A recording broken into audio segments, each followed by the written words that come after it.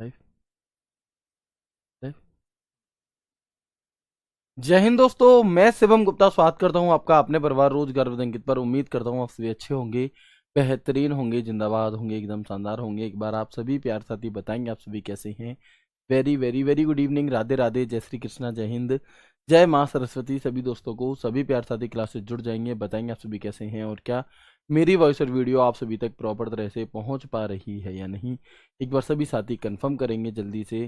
फिर शुरू करते हैं हम अपने एक शानदार, एक बेहतरीन, एक लाजवाब क्लास को, जो कि रहने वाला है हमारा बहुत दिनों से जिसका वेट था वो वाला टॉपिक, यानी कि माइक्रोसॉफ्ट एक्सेल। क्यों वेट था जी? क्योंकि पहले तो इंतजार था उस टॉपिक का खत्म होने का, एमएस वर्ड का, जो कि खत्म हो चुका है। और आज की क्लास में हम यहाँ पर अपने एक नए चैप्टर को शुरू करने जा रहे हैं जिसका नाम है एमएस एक्सेल।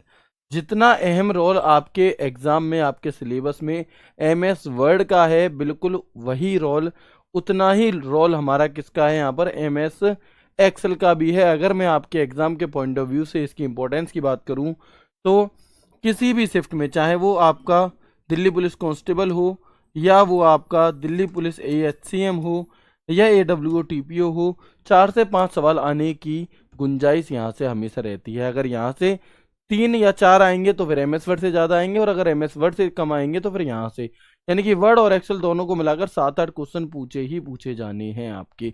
ठीक है, इसके बाद अगर मैं आपसे कहूँ, ये जो टॉपिक है ये एचसीएम वाले बच्चों के लिए और एडब्ल्यूओ टीपीओ वालों के लिए और ज़्यादा इंपॉर्टेंट हो जाता है, क्योंकि अकॉर्डिंग टू प्रीवियस ईयर अगर मैं बात करूँ तो वहाँ पर वर्ड का वेटेज थोड़ा 19 था और एक्सेल का 21 था। जबकि कांस्टेबल में क्या होता है कि वर्ड का 21 होता है और कांस्टेबल का, वर्ड का आपका 21 होता है और कांस्टेबल इसका, आपका एचसीएम वगैरह इसका, एमएस एक्सेल का थोड़ा सा 19 होता है। कोई बात नहीं है, हम दोनों को इतनी गहराई से पढ़ करके चलेंगे कि चाहे तो आपसे वर्ड पूछ ले, चाहे एक्सेल पूछ ले, कुछ भी पूछ ले, किसी भी तरह से पूछ ले, तो आप देखोगे कि आप क्वेश्चन बाहर नहीं जाएगा इन चीज़ों से। ठीक है, तो एक बार मुझे बता दो कि एमएस वर्ड की क्या आप सभी क्लासेस कर चुकी हैं? अगर आप में से कई दोस्त ऐसे होंगे जिन्होंने एमएस वर्ड की एक भी क्लास नहीं ली होगी, या एक आध ही क्लास ली होगी, और वो इस क्लास से जुड़ेंगे, या वो ये सोचेंगे कि हमने एमएस एक्सेल वर्ड नहीं पढ़ा, हम एमएस एक्सेल एक नया टॉपिक शुरू हो रहा है तो मैं यहाँ से शुरू कर दूं। तो नहीं, आपको यहाँ से शुरू नहीं करना है, आपको पहले अपना एमएस वर्ड का पूरा टॉपिक फिनिश कर लेना है, उसके बाद ही एमएस एक्सेल को आपको लेकर के आगे बढ़ना है। क्यों आगे बढ़ना है? क्योंकि एमएस वर्ड में कई सारी ऐसी चीज़ें थीं जो मैंने आपको बताई, जो हम यहाँ पर उन्हें स्किप करके चलेंगे। हम ऐसे करके चलेंगे कि ये चीज़ तो हम एमएस वर्ड में पढ़ चुके हैं। तो इसलिए मैं आपसे अगेन एक बार रिक्वेस्ट करूँगा कि अगर आप लोग आज की ही क्लास से जुड़ रहे हैं और आप चाहते हैं कि यहीं से कंटिन्यू कर लें, तो ऐसा मत करो। आप पहले पूरे के पूरी एमएस एक्सेल की 17 क्लासेस देखो, वर्ड की 17 क्लासेस देखो, उसके बाद आप यहाँ पे आइएगा। ठीक है, आगे बढ़ते हैं, आगे बढ़ते हैं और देखते हैं। देखिए, आप सभी को क्या था कि जो टॉपिक्स फिनिश हो गए हैं उनका एक बार रिवीजन करा दो, उनकी एक बार प्रैक्टिस करा दो। तो आप सभी के लिए एक प्रैक्टिस क्लास मैंने यहाँ पर लगाई है, और ये प्रैक्टिस क्लास है आपकी कब, संडे स्पेशल के नाम से है, 16 फरवरी 2025 शाम 4 बजे, यानी कि हमारी इसी टाइमिंग पर होगी, लेकिन परसों होगी। कल क्यों नहीं होगी? क्योंकि कल इस टाइम पर आपको क्या मिलेगा, कल इस टाइम पर आपको क्विज देखने के लिए मिलेगी, और वो क्विज उन्हीं टॉपिक से होगी जो टॉपिक्स आपके कवर हो चुके हैं। ठीक है, ये एक स्पेशल क्लास होगी जिसमें हम 100 क्वेश्चंस की प्रैक्टिस करेंगे, और इन 100 क्वेश्चंस की सहायता से हम ये पूरी कोशिश करेंगे कि एक कंप्लीट एमएस वर्ड जो आपका था उसे मैं यहाँ पर क्या करा सकूँ, आपका रिवीजन करा सकूँ इसके माध्यम से। इसमें हम यहाँ पर 20 से 25 क्वेश्चन ईमेल के रखेंगे,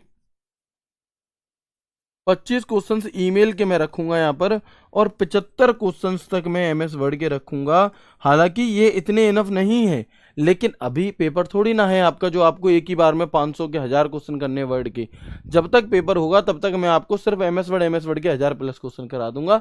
प्रैक्टिस सेट्स चलेंगे आपके, रिवीजन क्लासेस होंगी, मैराथन होंगी, बहुत सारी चीजें होंगी। ठीक है, फिलहाल के लिए जो अभी अभी आपने टॉपिक पढ़ा है वहां से क्वेश्चन कैसे आते हैं, उन क्वेश्चंस को आप कर पाते हो या नहीं कर पाते, उन सभी चीजों को लेकर के ये क्लास आपकी होगी 16 फरवरी को।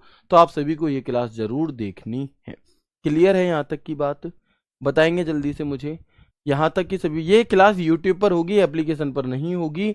रोजगार विद अंकित जो यूट्यूब चैनल है जहाँ पर डेमो हुए थे आपके, वहां पर आपकी ये क्लास होगी। ठीक है, आगे बढ़ जाएं अब हम। ओके, इसके बाद देखो एक बहुत ही प्यारी बात आपके लिए लिखी है कि each new day is a new opportunity to improve yourself. यानी कि प्रत्येक नया दिन हमारे लिए एक अवसर होता है हमें अपने आप को क्या है इम्प्रूव करने का। कैसे? तो आप देखोगे कि आप रात को कितने भी थक जाओ, लेकिन जब आप सुबह सो करके उठते हो तो एक अलग लेवल की एनर्जी आपके अंदर आपको देखने के लिए मिलती है ना। ये नेचुरली है। और आप देखो कि इसका अगर आप फायदा नहीं उठाते हैं, अगर आप सुबह जल्दी जल्दी उठ तो गए लेकिन आपने अपना सारा का सारा समय खराब कर दिया किसमें, फोन चलाने में, बातें करने में, तो आप देखोगे कि शाम आते आते आप फिर थक जाओगे और फिर आप सोचोगे चलो आज छोड़ देते हैं, कल पढ़ते हैं। कोई बात नहीं है, आप बस इतनी कोशिश करो कि अपना हर दिन आने वाले दिन से थोड़ा बेहतर करने की आप कोशिश करो। आप देखोगे कि आप बहुत जल्द बहुत कम समय में बहुत आगे निकल जाओगे। डेली अपना टारगेट बनाओ कि मुझे ये चीज़ें पढ़नी है, इतनी इतनी देर पढ़नी है। आप देखोगे कि आप वो सभी चीज़ें नहीं पढ़ पाओगे, कोई बात नहीं। अगर आपने जो आज टारगेट बनाया था वो टारगेट आज अगर कंप्लीट नहीं हुआ तो कोशिश करो कि कल जो नया दिन आएगा उसमें वो कंप्लीट हो। आप देखो अभी आप में से जितने भी बच्चे हैं आप सभी के सभी 18 से 25-28 साल तक की एज के हैं। तो जो 25 से 27 तक के हैं, वो 25 से 26 हैं, उन्हें मैं बच्चे तो नहीं कहूँगा, लेकिन आप सभी समझदार हो और आपको ये चीज़ पता है कि जो एनर्जी प्रकृति के द्वारा हमें दी जाती है वो 30 साल तक ही दी जाती है। 30 साल के बाद आपकी एनर्जी कहीं ना कहीं डाउन होने लगती है। तो आप अपने आप को जितना आगे बढ़ाना चाहते हो, जितनी ऊंचाइयों पर ले जाना चाहते हो, उसमें इस एनर्जी की पूरी क्या कर दो, पूरी ताकत लगा दो अपनी। क्योंकि इसका क्या है, इसे व्यर्थ ही तो जा रही है। अगर आप पढ़ाई में नहीं लगा रहे, अगर आप अपने आप में इसे यूज नहीं कर रहे, तो पढ़े पढ़े ये खराब हो रही है, जबकि आप इसका यूज खुद को बहुत आगे ले जाने के लिए कर सकते हैं। ठीक है, आगे बढ़ते हैं अब हम यहाँ पर क्लास को लेकर के, और हम यहाँ पर जानेंगे अब MS एक्सेल क्या होता है। ठीक है जी, तो एक बार सभी दोस्त जो भी किसी भी प्रकार का कमेंट कर रहे हैं तो आप क्या करें, प्लीज कमेंट करना बंद कर दें। और एक बहुत ही इंपॉर्टेंट टॉपिक अब यहाँ पर शुरू हो रहा है, इसे अभी बहुत ध्यान से देख लें। ठीक है, चलो तो अब आप देखेंगे यहाँ पे, है ना। तो अब हम यहाँ पर देखेंगे कि MS एक्सेल जो है ये किस प्रकार, ये क्या है, ये सॉफ्टवेयर है या हार्डवेयर है। तो हम कहेंगे MS Excel is a application software. जिस तरह से MS वर्ड है ना, जिस तरह से हमारा MS वर्ड क्या था, जिस तरह से MS वर्ड हमारा एक एप्लीकेशन सॉफ्टवेयर था, ठीक उसी प्रकार से MS एक्सेल भी एक एप्लीकेशन सॉफ्टवेयर ही होता है। ठीक है, जिस तरह से MS वर्ड माइक्रोसॉफ्ट ऑफिस का एक हिस्सा था, वैसे ही MS एक्सेल भी माइक्रोसॉफ्ट ऑफिस का ही एक हिस्सा है। मैंने आपको जब MS वर्ड पढ़ाया तो मैंने आपको बताया कि आप देखेंगे, मैंने आपको बताया कि जो MS वर्ड होता है वो माइक्रोसॉफ्ट पैकेज का हिस्सा है। और माइक्रोसॉफ्ट पैकेज लाइक जैसे एक चॉकलेट का डिब्बा होता है, कैडबरी का जो पैकेज आता है 100 रुपए का, 50 रुपए का, जिसके अंदर अलग अलग चॉकलेट्स होती हैं। एक डेयरी मिल्क हो गई, एक किटकैट हो गई, एक कोई और हो गई, एक कोई और हो गई। बिल्कुल उसी प्रकार से माइक्रोसॉफ्ट ऑफिस एक पैकेज है। तो इस पैकेज के अंदर एक माइक्रोसॉफ्ट वर्ड था जिसे हम पढ़ चुके हैं, और अब एक आपके सामने यहाँ पर क्या है, माइक्रोसॉफ्ट एक्सेल है। और ये भी उसी चॉकलेट की तरह ही है, जैसे उसमें चॉकलेट होती है दूसरी कंपनी की, ये दूसरा सॉफ्टवेयर है। कोई दिक्कत यहां तक बिल्कुल नहीं होगी। ठीक है, अच्छा MS एक्सेल एक किस प्रकार का सॉफ्टवेयर है, जैसे MS वर्ड जो था वो एक वर्ड प्रोसेसिंग सॉफ्टवेयर था। वर्ड प्रोसेसिंग सॉफ्टवेयर का अर्थ क्या होता है, यानी कि जिसमें आप शब्दों की प्रोसेसिंग, शब्दों का ज्यादा काम होता है, लिखने से संबंधित काम ज्यादा होता है। लेकिन MS एक्सेल एक स्प्रेडशीट सॉफ्टवेयर होता है, एक वर्कशीट प्रोग्राम होता है। अब स्प्रेडशीट या वर्कशीट क्या होती है, तो इसके अंदर हम क्या है, डेटा को सेव करके रखते हैं। जो बड़ी बड़ी कंपनियों के डेटा होते हैं, एम्प्लॉयज की इंफॉर्मेशन होती है, वो सभी चीजें हम इसी के अंदर रखते हैं। धीरे धीरे क्लास आगे बढ़ेगी तो आप इन सभी चीजों को समझोगे भी। ठीक है, आगे बढ़ते हैं। इस सॉफ्टवेयर का इस्तेमाल किस लिए किया जाता है, तो माइक्रोसॉफ्ट एक्सेल का इस्तेमाल स्प्रेडशीट, वर्कशीट और टेबल चार्ट आदि बनाने के लिए किया जाता है। This software is used to create spreadsheet, worksheet and table chart ETC। ठीक है, तो यहां तक की बातों में कोई दिक्कत तो नहीं है। एक बार सभी दोस्त यस करके मुझे बताएंगे हिंदी में लिखा कीजिए। भाई कहाँ से आए हैं आप मुझे ये बताओ मेरे दोस्त कि क्या ये हिंदी नहीं लिखी? अब मैं इसमें और क्या ऐसा कर दूं जो मैं इसे हिंदी में लिख दूं, है ना? तो सॉरी बट ऐसे कमेंट मत किया करो, शोभा नहीं देते तुम्हें, है ना? शोभा नहीं देते। एक अच्छे अच्छे लेवल की तैयारी आप कर रहे हो, कल को तुम कांस्टेबल में जाने के, एसटीएफ में जाने के सपने देख रहे हो, लेकिन बातें आपकी कैसी हैं, है ना?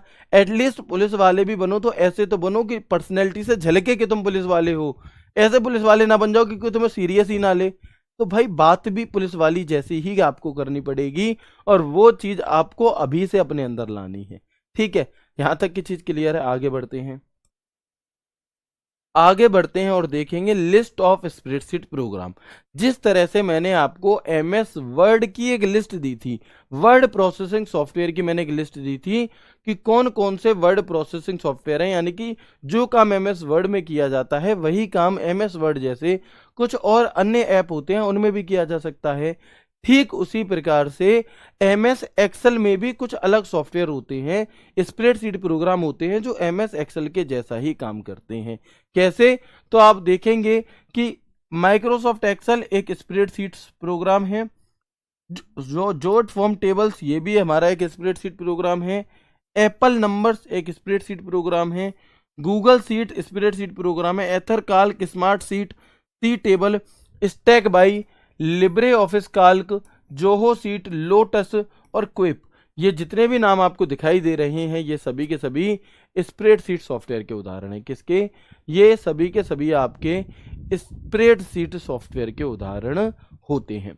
अब बात आती है कि ये हमें याद कैसे होंगे। तो मैं फिर से कहूंगा कि आपको इन्हें याद नहीं करना, आपको इन्हें मात्र 2 से 3 बार पढ़ लेना है।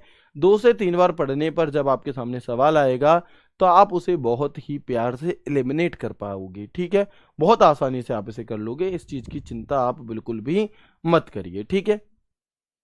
एक्सेल किस कंपनी का है? माइक्रोसॉफ्ट कंपनी का है। नंबर्स जो स्प्रेडशीट प्रोग्राम है वो किस कंपनी का है? वो एप्पल कंपनी का है। गूगल सीट्स गूगल कंपनी का है आपका, ठीक है? और जो काल्क है ये किस कंपनी का है? ये लिब्रे ऑफिस का यहाँ पर होता है। इतनी सी बात आपको यहाँ पर एक बार देख लेनी है, ठीक है जी?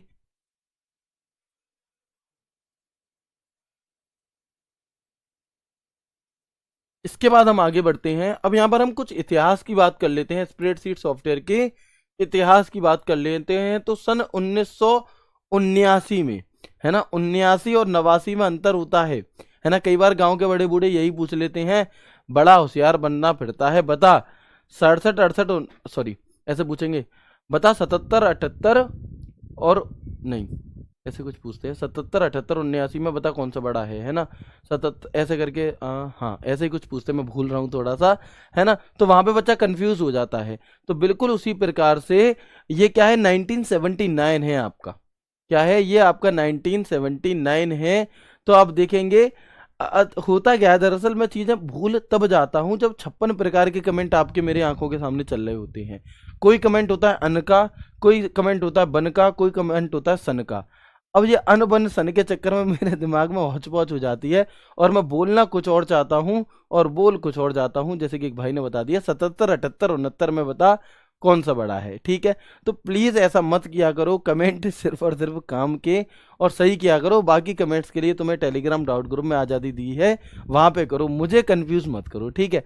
आगे बढ़ते हैं और हम यहाँ पर देखेंगे तो 1979 में जो स्प्रेडशीट प्रोग्राम है इनकी शुरुआत जो हुई थी वो 1979 में डैन ब्रेकलिन एंड बॉब फ्रैंकस्टन ने पहला स्प्रेडशीट सॉफ्टवेयर विजी काल्क बनाया था।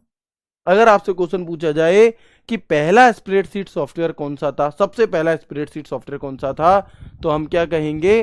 तो हम कहेंगे विजी काल्क था। कौन सा था? विजी काल्क। ये चीज मैंने अभी तक कभी नहीं पढ़ाई है, इसीलिए कहते हैं बच्चे पूछते हैं कि सर हमने पहला वाला वर्जन ले रखा, हमने पहले वाली क्लासेस ले रखी हैं, क्या हम नई क्लास लें? बिल्कुल लो भाई। अगर मैं 10 बार क्लास पढ़ाऊंगा तो हर क्लास अलग मिलेगी, क्योंकि हर बार नई चीजें अपडेट होती हैं, हर बार नई चीजें, तभी तो भाई आपका पैसे लेने का फायदा है, अदरवाइज क्या ही फायदा होगा आपको? तो हर चीज आपको अपडेटेड मिलेगी। तो यहां पर आप देखेंगे कि सबसे पहला जो स्प्रेडशीट प्रोग्राम था वो 1979, वो 1979 में कौन सा था? विजी काल्क था, ठीक है? इसके बाद माइक्रोसॉफ्ट ने पहला spreadsheet programme multi plan launch किया था, लेकिन ये जो था ये लोटस 123 करके एक स्प्रेडशीट प्रोग्राम है, उससे प्रतिस्पर्धा में पीछे रह गया।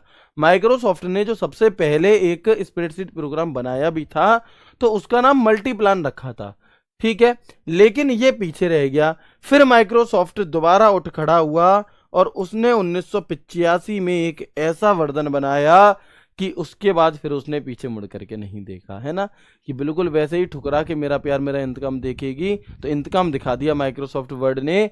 और 1985 में माइक्रोसॉफ्ट ने एक्सेल का पहला वर्जन 1.0 को लॉन्च किया, और ये किस कंप्यूटर के लिए किया था, तो मैकिन्टोश कंप्यूटर के लिए किया। इसके बाद एक्सेल 2.0 विंडोज ऑपरेटिंग सिस्टम के लिए आया, जो सबसे ज्यादा लोकप्रिय रहा और इसी की वजह से ये उठ गया। ठीक है, दोबारा मैं रिपीट कर देता हूं जो भी पूरी बातें मैंने आपको बताई। सबसे पहले 1979 में पहला स्प्रेडशीट प्रोग्राम बना, यह माइक्रोसॉफ्ट कंपनी का नहीं है, पहला स्प्रेडशीट प्रोग्राम बना जिसका नाम था विजिकाल्क। क्या था? जिसका नाम था विजिकाल्क। फिर माइक्रोसॉफ्ट ने पहला स्प्रेडशीट प्रोग्राम मल्टी प्लान नाम से बनाया, लेकिन ये लोटस 123 जो एक स्प्रेडशीट प्रोग्राम ही है, उससे क्या हो गया, उससे ये पीछे रह गया। फिर माइक्रोसॉफ्ट दोबारा से खड़ा हुआ और उसने माइक्रोसॉफ्ट एक्सेल 1.0 पहला वर्जन माइक्रोसॉफ्ट एक्सेल का, जिसे हम यहां पर डिटेल में पढ़ने वाले हैं, उसका पहला वर्जन सन 1985 में आपका लॉन्च किया, लेकिन ये मैकिन्टोश कंप्यूटर के लिए था। और इसके बाद जो इसका दूसरा वर्जन आया एक्सेल 2.0 1987 में, ये माइक्रोसॉफ्ट ये विंडोज ऑपरेटिंग सिस्टम के लिए था, जो विंडो आपके और हमारे कंप्यूटर में चलती है, तब से ये सबसे ज्यादा लोकप्रिय हो गया। एक बार बताएंगे, ये बातें आपको आ गई समझ में।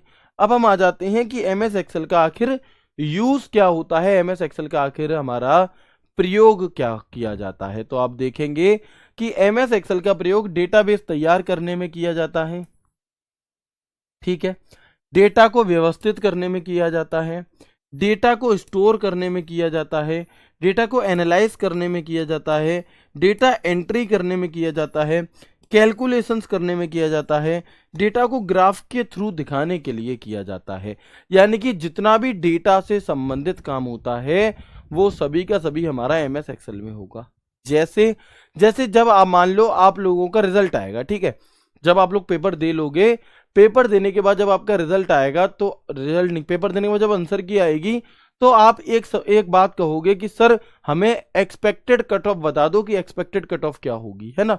तो वो एक्सपेक्टेड कट ऑफ बताने के लिए हमें आप लोगों से आपका डेटा चाहिए होगा कि आपका किसमें कितने नंबर आए हैं, है ना, किसमें कितने नंबर आपके आए हैं, ये डेटा हमें चाहिए होगा।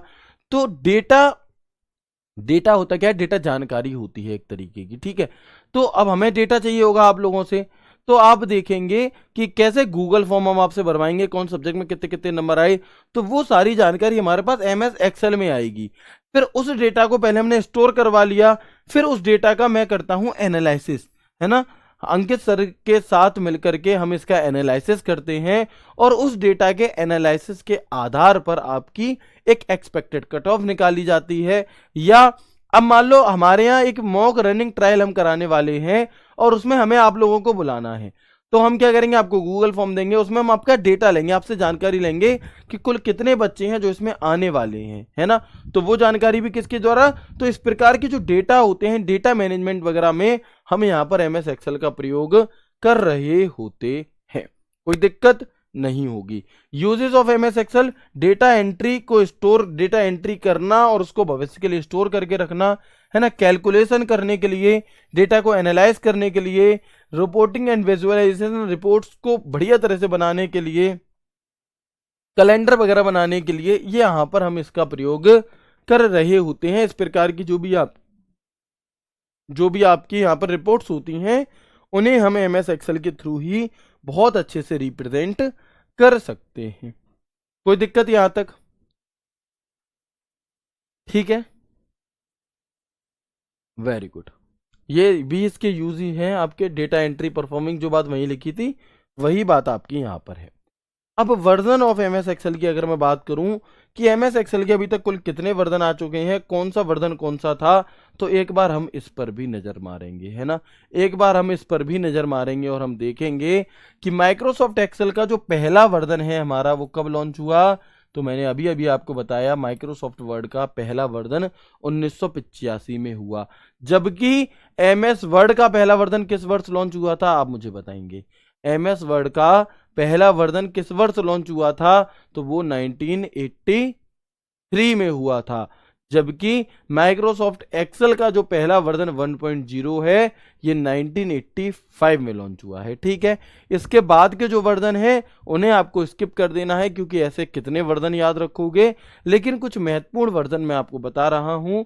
एक माइक्रोसॉफ्ट एक्सेल का वर्जन 11 कब आया, 2003 में आया। माइक्रोसॉफ्ट एक्सेल का वर्जन 12 कब आया, 2007 में आया। और जब ये 2007 वाला वर्जन आया तो एमएस एक्सेल में कुछ बड़े बदलाव देखने के लिए मिले, है ना। कुछ बड़े बदलाव देखने के लिए मिले, जैसे कि एक्सटेंशन नेम जो था वो अब बदल गया, नंबर ऑफ कॉलम और नंबर ऑफ रो और कॉलम की संख्या भी बदल गई। पहले वाले 2003 वाले वर्जन में नंबर ऑफ रो कम होते थे और अब क्या है, number of row and number of columns बढ़ गए। कितने बढ़ गए, किस तरह से बढ़ गए, वो हम अभी आगे की क्लास में आपको बताएंगे। ठीक है, चलो इसके बाद हम आगे बढ़ते हैं। इसके बाद माइक्रोसॉफ्ट एक्सेल का 14वां वर्जन आपका कौन सा है, 2010 में आपका आया। अब कई बार आपसे सवाल ऐसे पूछ लिया जाता है, बताओ एमएस एक्सेल का वो कौन सा वर्जन है जो कभी लॉन्च ही नहीं हुआ। तो आप कह देंगे कि एमएस एक्सेल का वो 13वां वर्जन है जो कभी लॉन्च ही नहीं हुआ।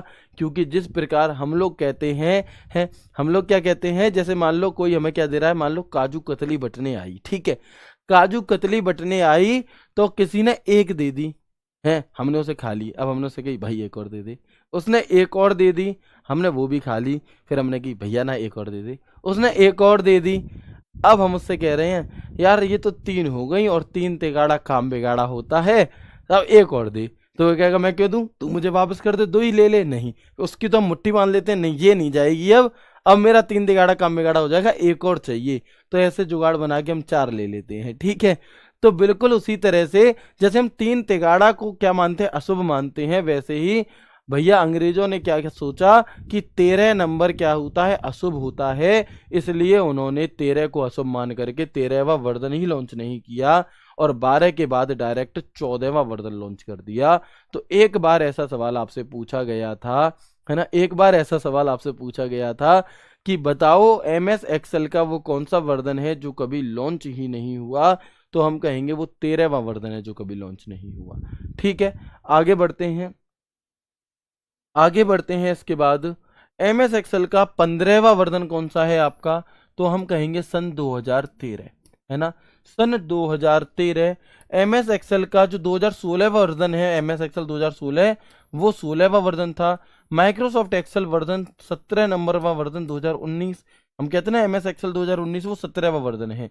एमएस एक्सेल 2021 वो 18वां वर्जन है। और जो सबसे लेटेस्ट है आपका एमएस एक्सेल 2024, वो हमारा 19वां वर्जन है। वो हमारा कौन सा वर्जन है, 19वां वर्जन है। तो अगर आपसे ऐसे पूछा जाए, अगर आपसे ऐसे पूछा जाए कि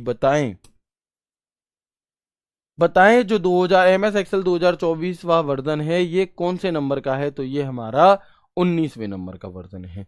क्या सभी याद करने हैं, अगेन मैं कहूंगा नहीं याद करने, बस 1 से 2 बार देख लेने हैं। ऑप्शन के माध्यम से आप इन्हें अपने आप एलिमिनेट कर पाओगे। और कैसे एलिमिनेट करते हैं, कैसे नहीं एलिमिनेट करते, तो आप देखोगे किस तरह से एलिमिनेट करते हैं। तो आप देखोगे कि परसों जब आपकी क्लास होगी ना, उस क्लास में मैं आपको सिखाऊंगा कि कैसे एलिमिनेट करके आप हर एक सवाल को सही कर पा रहे होगे। बस आप इतना काम करके आना कि आप रिवाइज करके आना सभी चीज़ों को, है ना, पूरा चैप्टर आप एक बार रिवाइज जरूर करके आइएगा। इसके बाद हम आगे बढ़ते हैं extension name of MS Excel.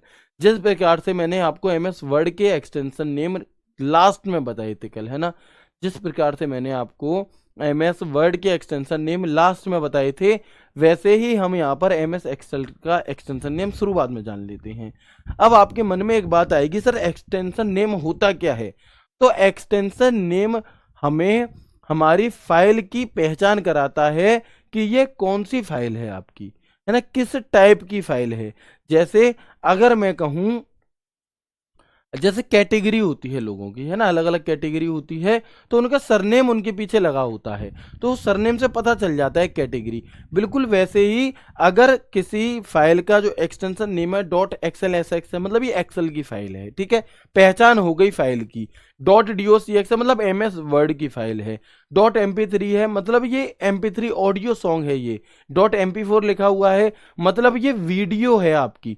तो इसलिए ठीक है, तो देखेंगे हम यहां पर, अगर MS एक्सेल 2003 या इससे पहले के वर्जन पूछे, जैसे कि 2000, MS एक्सेल 2000, MS एक्सेल 1997 या ETC, तो हम कहेंगे इसका एक्सटेंशन डॉट XLS होता है। क्या होता है? तो हम कहेंगे इसका जो एक्सटेंशन है वो डॉट XLS होता है। लेकिन सन 2007 में जो बदलाव हुए, है ना, सन 2007 में जो आपके बदलाव हुए, उन बदलाव से क्या हुआ कि MS एक्सेल 365 हो, चाहे 2007 हो, चाहे 2010 हो, चाहे 2013 हो, चाहे 2016, 2019, 2021, 2024, प्रेजेंट कोई सा भी हो, अब जो इसका एक्सटेंशन नेम है वो क्या हो गया? वो डॉट एक्सएल एस एक्स हो गया। सिंपली आपसे पूछ लेगा, बताओ MS एक्सेल 2024 का एक्सटेंशन क्या है, तो हम कहेंगे डॉट एक्सएल एस एक्स है, डॉट एक्सएल एस एक्स है। क्लियर है? चलो आगे बढ़ते हैं। एक्सेल मैक्रो अनेबल्ड वर्कबुक, अगर आपसे ऐसे पूछा जाए, देखो नॉर्मली पूछा जाए MS एक्सेल स्प्रेडशीट का क्या होता है ना, तो हम क्या कहेंगे? तो हम डॉट एक्सएल कहेंगे। लेकिन अगर एक्सेल के साथ मैक्रो अनेबल लिखा हुआ आ जाए, MS माइक्रो अनेबल वर्कबुक लिखा आ जाए, तो डॉट एक्सएल एस एम होगा। अगर एक्सेल मैक्रो अनेबल्ड एड इन लिखा आ जाए, इसका एक्सटेंशन पूछे, तो डॉट XLAM होगा। और अगर एक्सेल मैक्रो टेम्पलेट आपसे पूछ ले, तो XLTM होगा। ये याद रखने होंगे। अब बात आती है कि ये सबके सब याद रखने होंगे, तो मैं कहूंगा नहीं, आप सिर्फ इन दोनों को याद रखो, XLSX को याद रखो। डॉट XLSX को आप याद रखोगे जब ये याद होगा। और दूसरी चीज दिमाग में ये रखो कि जो आपका क्या है, जो आपका, ठीक है, तो आप यहां पर देखोगे कि जो यहां पर क्या है, अगर एक्सेल के अलावा भी कुछ और लिखा है मैक्रो अनेबल, तो समझ जाओ अब इसमें एम भी आएगा, यानी कि डॉट XLSM हो जाएगा। और अगर यहां पर टेम्परेट लिखा हुआ है, तो डॉट XLTM होगा। अगर एडन लिखा हुआ है, तो डॉट XLAM होगा। ठीक है, ये चीज अभी पहली पहली बार पढ़ रहे हो, तो हो सकता है थोड़ी सी कॉम्प्लिकेटेड आपको लग रही हो, लेकिन मेरा विश्वास मानिए, जब मैं आपके सामने सवाल दूंगा तो आप बहुत अच्छे से कर लोगे। साथ के साथ सवाल मैं इसलिए नहीं ला रहा क्योंकि साथ के साथ आंसर देना कोई बहुत बड़ी बात नहीं है, लेकिन इन चीज़ों को जब आप थोड़े लंबे समय तक याद रख सको, रिवीजन करके एक आध हफ्ते बाद जब आप सवाल को करो, तब भी अगर आप करवा रहे हो, तो आप सच्चे मायने में चीज़ों को सीखे होगे। तो इसीलिए अब हम यहाँ पर क्या करेंगे, है ना, इसीलिए अब हम यहाँ पर परसों की क्लास में MS वर्ड और MS वर्ड और आपके ईमेल वाले टॉपिक से संबंधित सभी क्वेश्चंस को कर रहे होंगे। ठीक है, चलो क्लियर है यहां तक? बताएंगे जल्दी से। तो एक्सटेंशन नेम आपको समझ में आ गया। अब बात आती है कि MS एक्सेल को स्टार्ट कैसे करें, MS एक्सेल को आरंभ कैसे करें। ठीक है,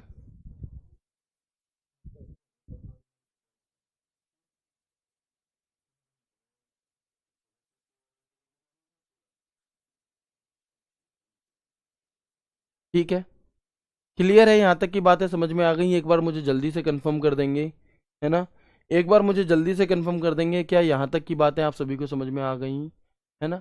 बिल्कुल,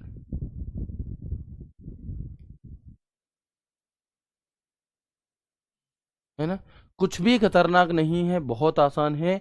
जब आप क्वेश्चन के माध्यम से इसे देखोगे, तो आपका दिमाग, आपका दिल अपने आप उत्तर दे देगा, आपको कुछ भी नहीं करना पड़ेगा। ठीक है, आगे बढ़ते हैं इसके बाद। आगे बढ़ते हैं और बात करते हैं एम एस एक्सेल को ओपन कैसे किया जाए, है ना। एम एस एक्सेल को क्या किया जाए, ओपन कैसे किया जाए।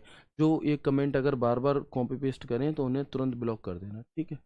चलो ठीक है भैया, आप जिसे भी कॉपी पेस्ट करना है अपना कमेंट आप बड़े प्यार से करो। आपको कोई बात समझाई जाती है, नहीं समझ आती, आपका जो भी डाउट है आप please please please calling team से क्लियर करें या टेलीग्राम डाउट ग्रुप में भेजें। लाइव क्लास में आपको जवाब नहीं मिलेगा, नहीं मिलेगा, नहीं मिलेगा, ठीक है। सॉरी, है ना, उसके लिए मैं आपको सॉरी बोलता हूँ, दिल हाथ जोड़ करके सॉरी बोलता हूँ, लिख करके सॉरी बोलता हूँ, कहो तो घर पे आके सॉरी बोल दूँ, लेकिन संभव नहीं है कि मैं लाइव क्लास में सबको मना सकूं, सबकी बातों का जवाब दे सकूं, ठीक है भाई। तो प्लीज कोऑपरेट किया करें, इससे आप ही का नुकसान होता है। आगे बढ़ते हैं अब हम और बात करते हैं कि एमएस एक्सेल को ओपन कैसे किया जा सकता है। तो पहला माध्यम होता है रन कमांड के माध्यम से। जैसे एमएस वर्ड को हम रन कमांड के माध्यम से ओपन कर रहे थे, तो हम विंडो प्लस आर बटन दबाकर एक कमांड देते थे विन वर्ड। कौन सी कमांड देते थे, विन वर्ड कमांड देते थे। लेकिन विन वर्ड से तो एमएस वर्ड खुल गया, एमएस एक्सेल को खोलने के लिए हम कौन सी कमांड देंगे, तो इसके लिए हमें सिंपली एक्सेल लिख देना होता है। क्या लिख देना होता है, इसके लिए हमें सिंपली यहां पर एक्सेल लिख देना होता है और एंटर बटन दबाने से हमारा एमएस वर्ड खुल जाएगा, ठीक है। चलो इसके बाद हम देखेंगे स्टार्ट बटन का क्या काम है। स्टार्ट बटन पर जाओ, ऑल प्रोग्राम्स में जाओ, माइक्रोसॉफ्ट ऑफिस में जाओ और एक्सेल में जाकर के आप इसे ओपन कर सकते हैं। या फिर अगर आपने अपने टास्क बार में, या फिर अगर आपने टास्क बार में इसे आपने पिन कर रखा है तो वहां से भी खोल सकते हैं। तो ये कुछ तरीके हैं। सर्च बार जो होता है, सर्च करके, है ना, सर्च बार में एक्सेल लिखो और एंटर बटन दबा दो तो आप देखोगे तो भी आपका एक्सेल खुल गया। तो ये एक्सेल को खोलने के कुछ क्या होते हैं, तरीके होते हैं, ठीक है। वेरी गुड, है ना। आगे बढ़ेंगे। अब जब मान लो एमएस एक्सेल हमने ओपन किया, क्या किया, जब हमने यहाँ पर एमएस एक्सेल को ओपन किया तो देखो कैसे कर रहा हूं मैं। स्टार्ट मेन्यू पर गए और यहाँ पर हमें एक्सेल को ढूंढेंगे कहाँ है, ये क्या, हमने इस पर क्लिक किया तो एमएस एक्सेल आपके सामने खुल गया। ये जो चीज आपके सामने खुली है ये क्या है, ये हमारा एमएस एक्सेल है ना। ये क्या है हमारा, ये हमारा एमएस एक्सेल होता है। अगर अभी नहीं दिखाई दे रहा तो अब दिखाई देगा।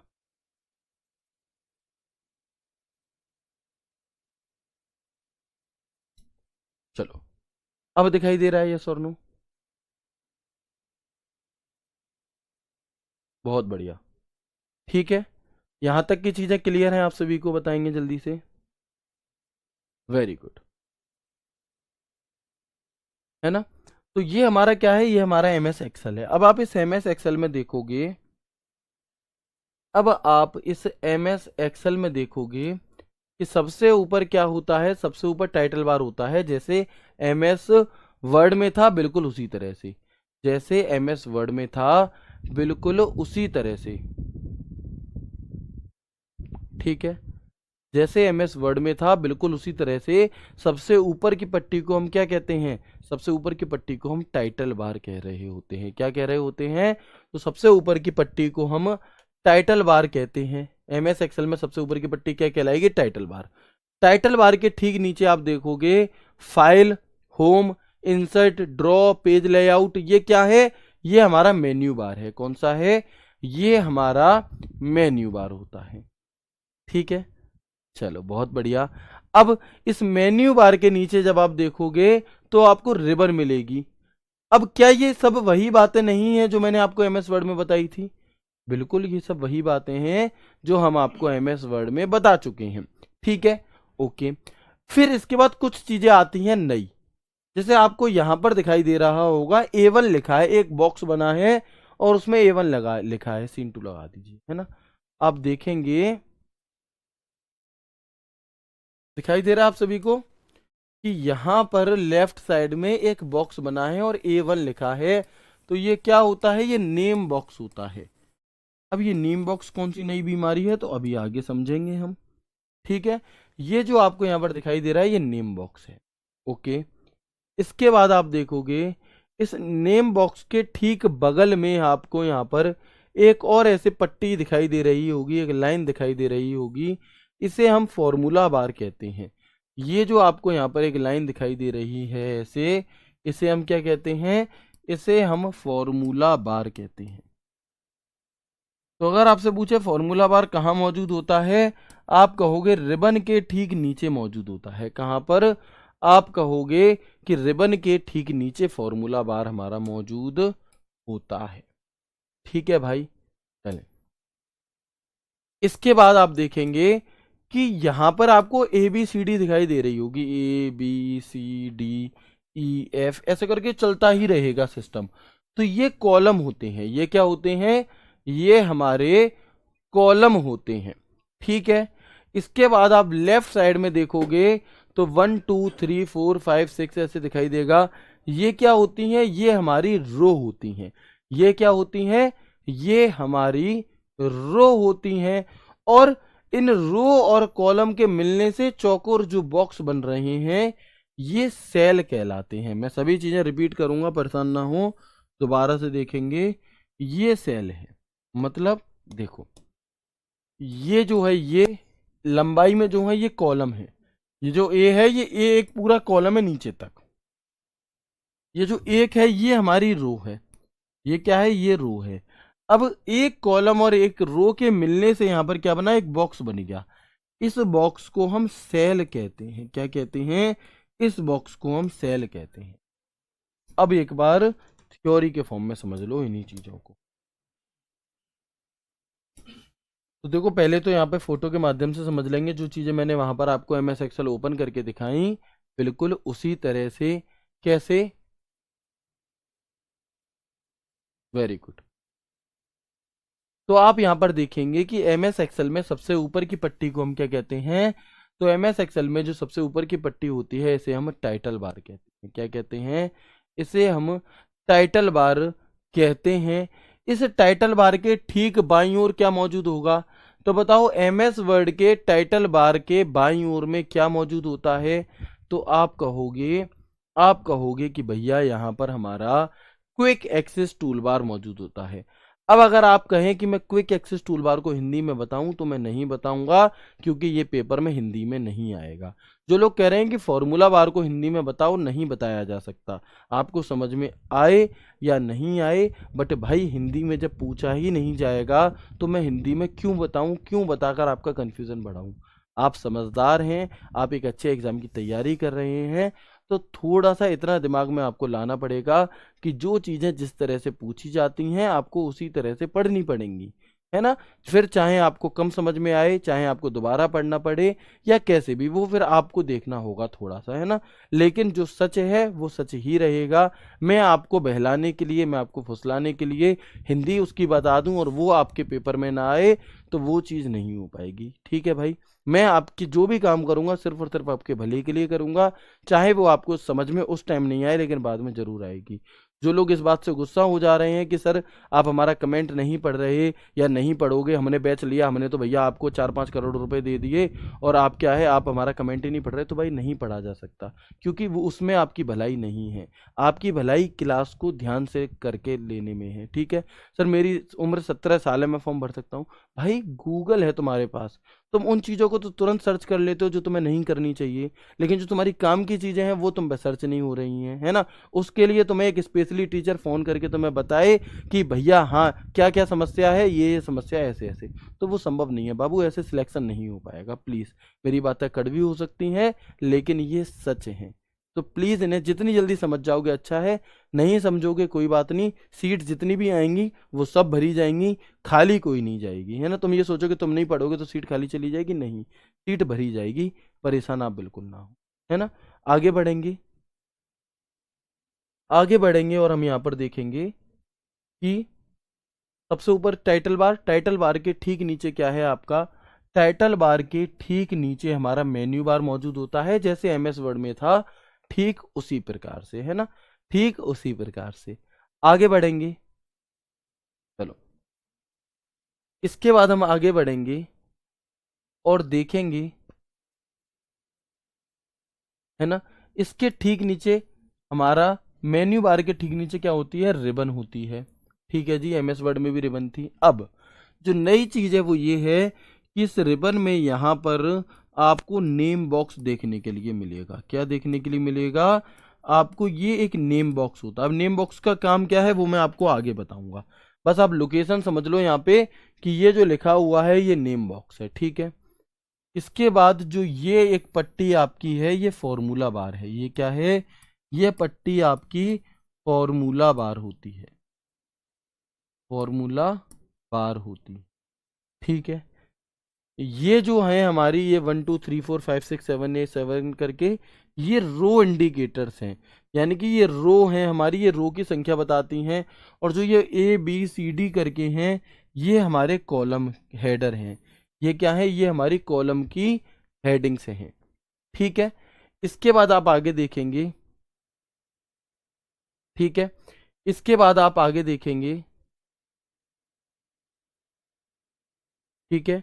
इसके बाद आप आगे देखेंगे तो यहाँ पर आपको स्क्रॉल बार देखने के लिए मिलता है, नीचे हॉरिजॉन्टल स्क्रॉल बार और इसे वर्टिकल स्क्रॉल बार देखने के लिए मिलता है। इन्हीं सब चीज़ों को जो आपको बोर्ड PDF में देखने के लिए मिल जाएगी, तो आप इसे देख सकते हो कि कौन सी चीज़ को क्या कहा जाता है। वो यहाँ पर बखूबी दर्शाया गया है कि जो सबसे नीचे की पट्टी होती है इसे स्टेटस बार कहते हैं, जैसे MS वर्ड में कहते थे। और इस स्टेटस बार के दाईं ओर क्या मौजूद होगा? दाईं ओर आपका जूम मौजूद होगा और व्यू स्लाइडर मौजूद हमारा यहाँ पर होता है, ठीक है, बिल्कुल। तो ये उन्हीं चीज़ों की क्या है, ये आपके कौन सी चीज़ को क्या कहते हैं, वही सब चीज़ें आपको यहाँ पर देखने के लिए मिल रही होंगी। तो एक बार आप सभी दोस्त मुझे कंफर्म कर दो, यहाँ तक की बात समझ में आई, यस और नो? नहीं आई है तो मुझे बता देंगे, मैं एक बार रिवाइज करा दूंगा, आपको दोबारा बता दूंगा, कोई दिक्कत नहीं है। फिर हम आगे बढ़ते हैं, है ना। क्विज बाद में दे सकते हैं, बिल्कुल दे सकते हो। कहाँ होगी क्विज? एप्लीकेशन में होगी, ठीक है। चलो, बहुत बढ़िया, बताएंगे जल्दी से।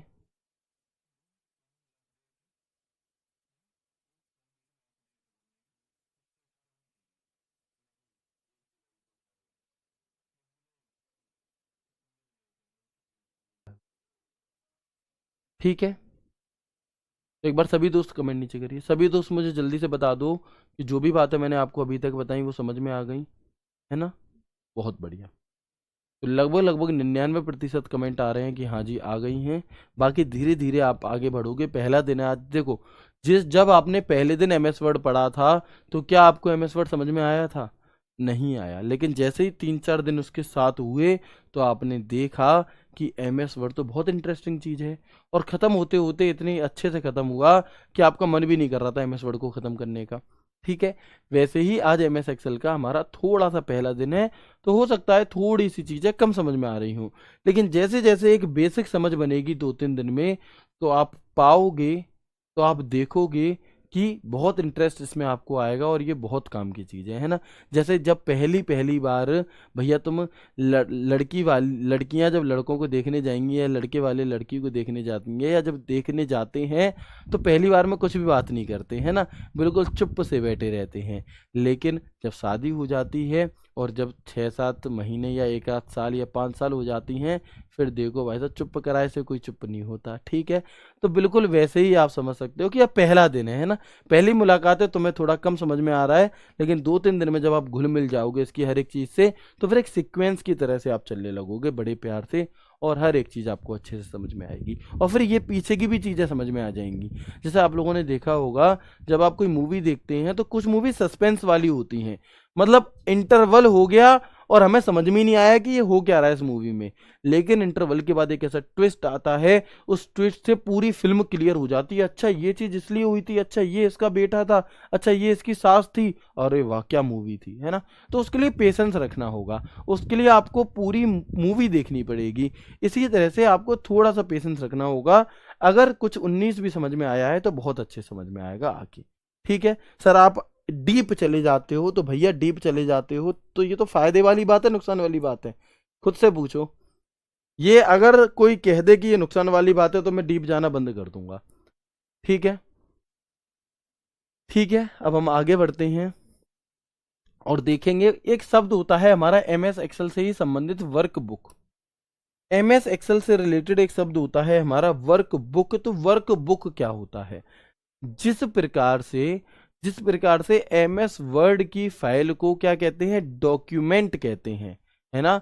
जिस प्रकार से एमएस वर्ड की फाइल को डॉक्यूमेंट कहते हैं, ठीक उसी प्रकार से एमएस एक्सेल की जो फाइल होती है उसे हम वर्कबुक कहते हैं। क्या कहते हैं? उसे हम वर्कबुक कहते हैं। तो यह एक एक्सेल फाइल होती है जिसके अंदर कई वर्कशीट होती हैं जिनमें डेटा स्टोर किया जाता है। मतलब एमएस वर्ड की जो फाइल है उसे डॉक्यूमेंट कहा जाता है, और डॉक्यूमेंट के अंदर क्या है? डॉक्यूमेंट के अंदर पेज होते हैं। वैसे ही एमएस एक्सेल की फाइल को वर्कबुक कहा जाता है, और वर्कबुक के जो पेज होंगे उन्हें हम वर्कशीट कहते हैं। उन्हें हम क्या कहते हैं? उन्हें हम वर्कशीट कहते हैं। ठीक है भाई, चलो इसके बाद वर्कबुक क्या होती है? तो कलेक्शन ऑफ वर्कशीट क्या कहलाएगी? वर्कबुक कहलाती है। या कलेक्शन ऑफ स्प्रेडशीट क्या कहलाती है? वर्कबुक कहलाती है। ऐसे ही कलेक्शन ऑफ पेजेस क्या कहलाएगा आपका? तो कलेक्शन ऑफ पेजेस डॉक्यूमेंट होता है। ठीक है, क्योंकि डॉक्यूमेंट के अंदर पेज है तो पेजेस का कलेक्शन डॉक्यूमेंट है। वैसे ही वर्कबुक के अंदर वर्कशीट या फिर हमारी क्या है? स्प्रेडशीट है। तो कलेक्शन ऑफ वर्कशीट या फिर collection of spreadsheet are called क्या कहलाएगी? आपकी वर्कबुक कहलाएगी। ओके। एमएस एक्सेल में किसी फाइल को डिफॉल्ट किस नाम से सेव किया जाता है? तो याद रखना, बुक 1 के नाम से। ये बिल्कुल उसी प्रकार से है जैसे एमएस वर्ड में किसी फाइल को जब हमने कुछ भी सेव नहीं किया, है ना, जब हमने एमएस वर्ड में किसी फाइल को कोई भी नाम नहीं दिया तो एक टेम्परेरी नाम उसे दिया जाता है डॉक्यूमेंट 1, है ना। तो उसे एक टेम्परेरी नाम दिया जाता है डॉक्यूमेंट 1। तो आप देखोगे कि यहाँ पर वैसे ही एमएस एक्सेल की फाइल को अगर हम कोई नाम नहीं देते तो इसका एक टेम्परेरी नाम क्या होता है? वो होता है हमारा बुक 1। क्या होता है? वो होता है हमारा बुक 1। इसका प्रयोग रो एंड कॉलम की सहायता से सेल्स को अलग करने के लिए किया जाता है। एक शब्द होता है ग्रिड लाइन। ग्रिड लाइन का क्या मतलब है? तो इसका प्रयोग रो एंड कॉलम की सहायता से सेल्स को अलग अलग करके दिखाने के लिए किया जाता है। क्या मतलब है जी? अब दोबारा आगे बढ़ेंगे थोड़ा सा और देखेंगे कि एमएस एक्सेल में अगर फाइल को किसी भी नाम से सेव नहीं किया गया है तो बाय डिफॉल्ट बुक 1 के नाम से वो फाइल सेव की जाती है। मतलब बाय डिफॉल्ट बुक 1 एक टेम्परेरी नाम वहां पर होता है। अगर आपने कोई फाइल बुक 1 के नाम से सेव कर दी तो फिर अपने आप क्या होगा? वो बुक 2 आपकी अगली फाइल सेव होगी। बुक 2 के नाम से भी कर दी तो अपने आप फिर बुक 3 आ जाएगा, बुक 4 आ जाएगा। ऐसे ये नंबर आपका बढ़ता चला जाएगा। बिल्कुल ये एमएस वर्ड की तरह है, जैसे डॉक्यूमेंट 1 था वहां पर, यहाँ पर बुक 1 है। इसीलिए मैंने आपसे कहा था कि आपका इन चीजों को पढ़ना बहुत जरूरी है, मतलब एमएस वर्ड को पढ़ना बहुत जरूरी है। अब एक शब्द यूज होता है हमारे एमएस एक्सेल में बार बार, सेल। अब ये सेल क्या चीज है आपकी, है ना। हम यहाँ पर देखेंगे कि एक शब्द आपका यूज होता है एमएस एक्सेल में, सेल। तो ये सेल होता क्या है? तो समझिएगा कि एमएस एक्सेल वर्कशीट पंक्ति और स्तंभ में बनी होती है। यानी कि जो एमएस एक्सेल होता है इसकी जो वर्कशीट है ये पंक्ति होती है इस तरह से, ये कॉलम होते हैं, ठीक है। और सॉरी, ये रो होती हैं, रो। और ये हमारी कॉलम होते हैं, और ये जो मैं अब लाइन खींच रहा हूं ये हमारी क्या होती हैं? ये रो होती हैं, ठीक है। हिंदी में कॉलम को स्तंभ कहते हैं और रो को पंक्ति कहते हैं, इसमें कंफ्यूजन रहता है। तो ये तो हमारे कॉलम हैं, ठीक है, और ये हमारी रो है। तो यही बात लिखिए कि एमएस एक्सेल पंक्ति और रो से बना होता है। पंक्ति और स्तंभ का विभाजन, जो पंक्ति और स्तंभ जहां पर भी कट रहे हैं आपस में, तो इसे हम क्या कहते हैं? इसी को हम सेल कहते हैं। इसी को हम क्या कहेंगे? इसी को हम यहाँ पर सेल कह रहे होते हैं। तो पंक्ति और स्तंभ का विभाजन सेल कहलाता है। पंक्तियों और स्तंभों का प्रतिच्छेदन यानी कि इंटरसेक्शन एक सेल बनाता है। स्प्रेडशीट के ग्रिड में प्रत्येक व्यक्तिगत बॉक्स को सेल कहते हैं। ये अलग अलग 3 स्क्रीनशॉट हैं। ये अलग अलग तीन लाइनें हैं आपकी, 3 स्टेटमेंट हैं आपके अलग अलग, जो कि सेल को लेकर के हैं। इनमें से कोई भी एक पूछा जाएगा। MS Excel worksheet is made up of row and column. The division of row and column is called cell. Question पूछ लिया जाएगा the division of row and column is called क्या, 4 ऑप्शन दे दिए जाएंगे। The intersection of row and column forms a cell, each individual box in a spreadsheet grid is called cell. ठीक है, तो यही बात देखो यहां पर फिर से लिखी है आपकी, कौन सी, है ना,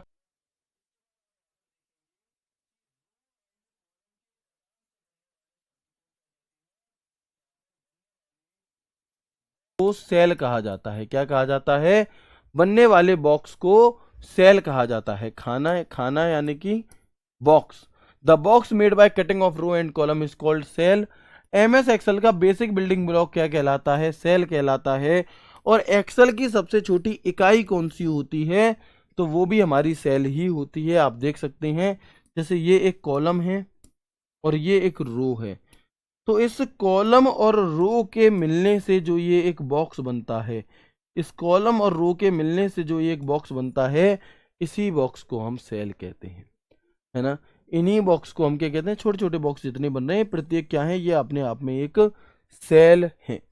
ठीक है, तो इसके बाद हम देखेंगे एक और लास्ट चीज, सेल पॉइंटर क्या चीज होती है। तो एक्सेल में कर्सर को सेल पॉइंटर कहते हैं, क्योंकि यह हमेशा एक सेल को इंगित करता है। तो अगर आपसे पूछे एक्सेल में सेल पॉइंटर क्या है, तो कर्सर को ही सेल पॉइंटर कहा जाता है। अब जो भी बातें बहुत थोड़ी सी मैंने आपको आज की क्लास में बताई, मैं इनको एक बार आपको रिवाइज करा देता हूँ, आप परेशान ना हो। ठीक है, एक बार जो भी चीज़ें मैंने आपको आज की क्लास में बताई हैं, वो सभी चीज़ें मैं आपको क्या करा देता हूँ, रिवाइज करा देता हूँ। ठीक है, तो बिल्कुल दोबारा और शुरू से सभी चीज़ों को समझने का प्रयास करेंगे, कोशिश करेंगे। एम एस एक्सेल एक एप्लीकेशन सॉफ्टवेयर है, जैसे एम एस वर्ड एक एप्लीकेशन सॉफ्टवेयर था, वैसे ही एम एस एक्सेल भी एप्लीकेशन सॉफ्टवेयर है। M S Excel Microsoft Office का एक हिस्सा है। एम एस एक्सेल एक स्प्रेडशीट प्रोग्राम है और इसका प्रयोग स्प्रेडशीट बनाने के लिए ही किया जाता है। ये कुछ स्प्रेडशीट सॉफ्टवेयर के नाम हैं आपके अलग अलग। फिर जो पहला स्प्रेडशीट था उसका नाम विजी काल्क था। फिर 1982 में आपका माइक्रोसॉफ्ट ने मल्टीप्लान बनाया जो कि फ्लॉप हो गया। फिर 1985 में एक्सेल का पहला वर्जन आपका लॉन्च हुआ और 1987 में आपका दूसरा वर्जन विंडोज के लिए आपका लॉन्च हुआ। ठीक है, चले, क्लियर है यहाँ तक। इसके बाद आप देखेंगे कि इसका प्रयोग किस लिए किया जाता है या कौन कौन से वर्जन है। तो पहला वर्जन 1985 में आया, आपका 11वां वर्जन 2003 में आया, 12वां वर्जन आपका 2007 में आया। तो यहाँ पर मैंने आपको इनके कुछ वर्जन के बारे में बताया। फिर हम बात करेंगे एक्सटेंशन नेम की, कि कौन कौन से हमारे एक्सटेंशन नेम हैं। तो हम कहेंगे एम एस एक्सेल 2003 का एक्सटेंशन पूछेगा तो .xls, 2003 के बाद का कोई भी वर्जन पूछेगा तो .xlsx। अगर एक्सेल मैक्रो अनेबल वर्कबुक का पूछेगा तो .xlsm। ठीक है, मैक्रो अनेबल वर्कबुक। ठीक है, एक्सेल अनेबल्ड एड इन का पूछेगा तो .xlam, और एक्सेल मैक्रो टेम्पलेट का पूछेगा तो .xltm। अब याद करने के जुगाड़, टेम्पलेट लिखा है तो टेम्पलेट से टी हो गया, मैक्रो लिखा है तो एम हो गया। तो इस प्रकार से आप यहां पर ऑप्शन को एलिमिनेट कर लेते हैं। एक्सेल को ओपन कैसे करते हैं, रन कमांड के माध्यम से, वहां पर सिर्फ एक्सेल कमांड देनी होगी।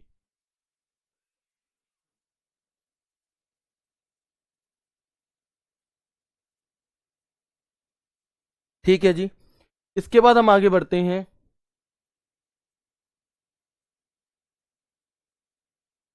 है ना।